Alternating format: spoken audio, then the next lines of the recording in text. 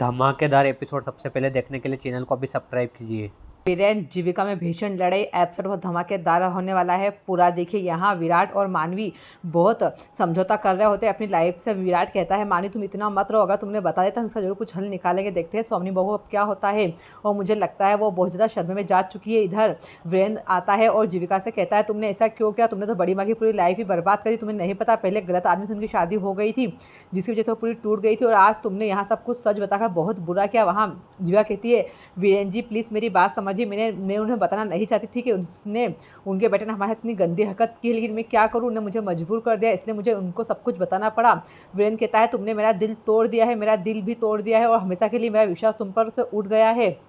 यहाँ वीरेंद्र बहुत झाड़ता है जीविका को और कहता है मैं तुम्हें मरते दम तक भी माफ़ नहीं करूँगा, तुम चली जाओ मेरी नज़रों के सामने से। और वहाँ जीविका बहुत रोती है, जीविका बहुत समझाने की कोशिश करती है, लेकिन वीरेंद्र नहीं समझता है। वीरेंद्र कहता है तुमसे मैंने 1000 बार मना किया था कि बुआ को कभी ये बात मत बताना, लेकिन तुमने उनको ये बात क्यों बताई, चली जाओ तुम यहाँ से, अब मैं तुम्हारी कोई बात सुनना नहीं चाहता हूँ। यहाँ जीविका बहुत ज़्यादा रोती है फ्रेंड्स और उससे बहुत रिक्वेस्ट करती है कि मैं नहीं बताना चाहती थी, लेकिन उन्होंने हमें बहुत मजबूर कर दिया, हालात ही कुछ ऐसे थे कि हमें बड़ी माँ को पूरा सच बताना पड़ा।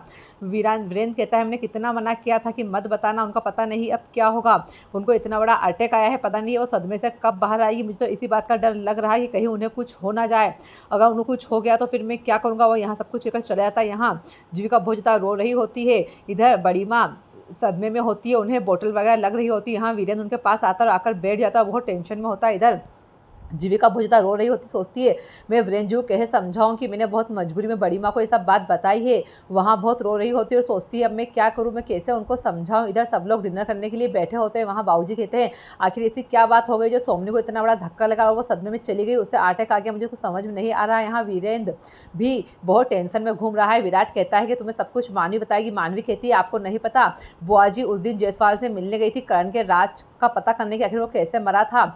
और उन्हें जब ये सब पता चला तो वहाँ बहुत टेंशन में थी और उन्हें दी और मुझसे पूरी सच्चाई पूछ ली। बाबूजी आपको नहीं पता दादाजी कि जिस दिन हम वहाँ गए थे करण के घर, वहाँ क्या हुआ था, उसने हमें दोनों को इज्जत पे हाथ डाला था और उसने मुझे पिस्तौल भी मेरे सर पर लगा दी थी और वो कह रहा था कि पूरे वडेरा खानदान की इज्जत मेरे हाथ में है। हम लोग बहुत डर गए थे और हम वहाँ बहुत परेशान हो गए थे। यहाँ सब कुछ सुनकर तो माँ जी और दादाजी को बहुत ज़्यादा शौक लग जाता है कि उसे हरकत इतनी गंदी हरकत की, उसे शर्म नहीं आई। यहाँ कादम्बरी चाची भी कहती कि इतना कुछ हो गया बेटा, तुमने हमें बताया तक नहीं। मानवी कहती मैं कैसे बताती, हमने ये सब राज छुपा कर रखा था, लेकिन मैं क्या करूँ दी और मुझसे बुआ जी ने मानी ही नहीं, कहा कि तुम इस कमरे से बाहर नहीं जाओगी जब तक मुझे सच्चाई नहीं बताओगी। हम लोग बहुत ज़्यादा परेशान हो गए थे, बहुत मजबूर थे, इसलिए हमें सब कुछ बताना पड़ा। यहाँ कादम्बरी चाची उसके आंसू पूछती हुई मानी बहुत ज़्यादा रो रही होती है।